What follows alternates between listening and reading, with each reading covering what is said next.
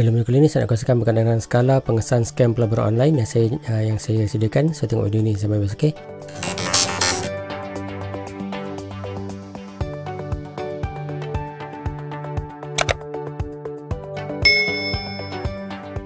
Assalamualaikum warahmatullahi wabarakatuh dan salam sejahtera. Saya Daikal, selamat datang ke YouTube channel Daikal. Okay, hari ini saya nak kongsikan sikit satu skala yang saya sediakan untuk orang-orang yang nak buat nak menganalisa ataupun nak tahu sama ada sesuatu pelaburan yang dia tengok dalam website ke dalam Facebook ke, sama ada pelaburan tu betul-betul wujud ataupun merupakan salah satu scam yang ada lah.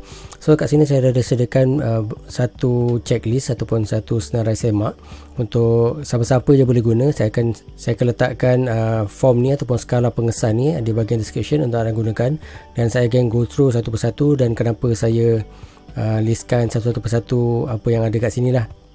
Okey, kita pergi dulu kepada dia punya skala ataupun soalan-soalan. So mostly skala ni ialah beberapa soalan yang wajib anda tahu ataupun anda jawab, dan bila anda jawab setiap soalan ni akan ada markah lah. So daripada markah yang terkumpul, apabila anda jawab semua ni, anda akan dapat satu markah.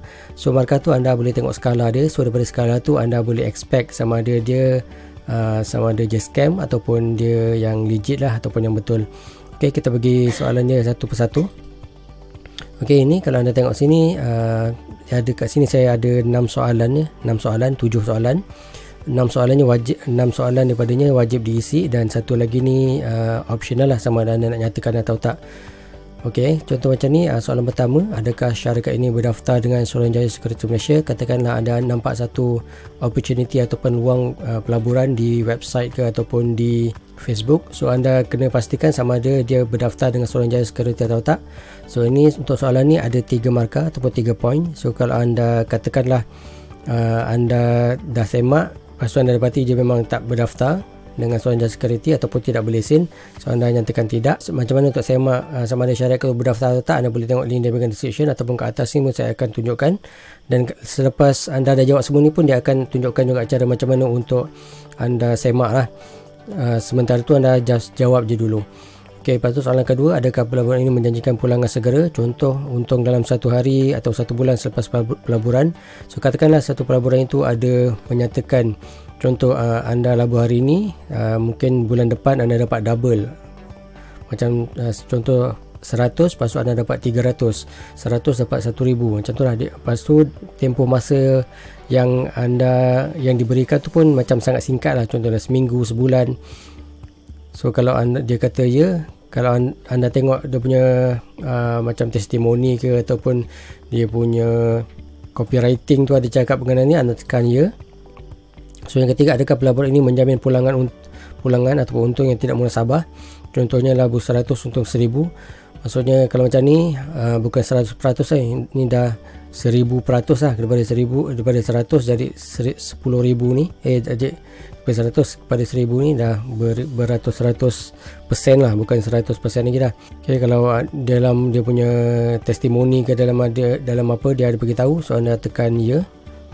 So adakah pelaburan ini mempunyai package tertentu? Okey, biasanya anda boleh tengok dekat punya website ataupun kalau anda dekat Facebook tu, bila anda tekan contoh masuk ke WhatsApp, lepas tu dia akan bagi package. So kalau dia ada package ni, package 100 untung 1000, package 2, package 1000 labur 1000 dapat 5000 apa ni. Kalau ada package macam ni ataupun package yang hampir serupa konsep dia macam ni, anda tekan ya.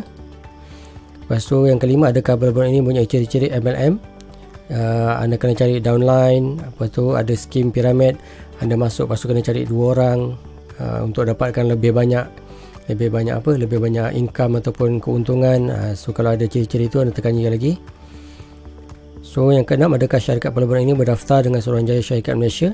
So ini pun anda boleh semak, link ada di bahagian description. Saya ada tunjukkan sebelum ni, video tu agak lama jugalah tapi masih boleh digunakan. So kalau anda dah cari tak berdaftar, anda tekan tidak je lah.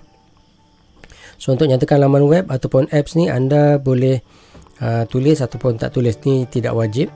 Tapi kalau anda tulis, at least saya boleh tahu apa yang menjadi persoalan anda lah, apa yang menjadi laman web yang menjadi persoalan untuk anda lah.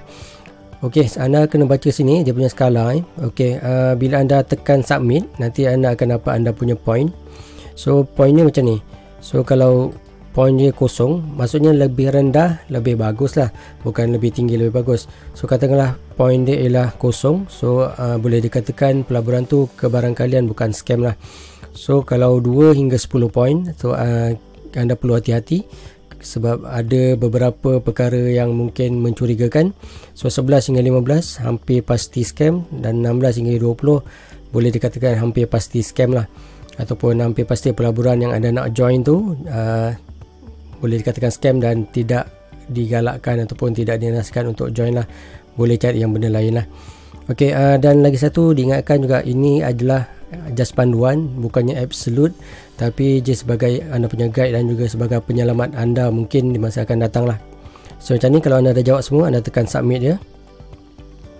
So bila dah submit, ni akan anda akan nampak ni lah. So dia akan beritahu semak sebelum labur, lepas tu elakkan melebur. Yang ni yang saya punya form tu lah.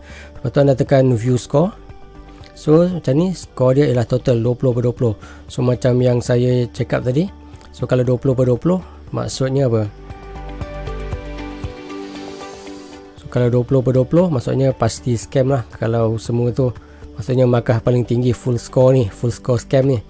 So kat sini saya ada beritahu juga feedback macam mana nak check syarikat ataupun individu yang berlesen dengan Suruhanjaya Security. So ni dia boleh lebih daripada dia punya description untuk setiap soalan tu lah. So macam ni saya nyatakan juga cara macam mana untuk semak syarikat. So kalau ada nanti dia akan dekat sini lah.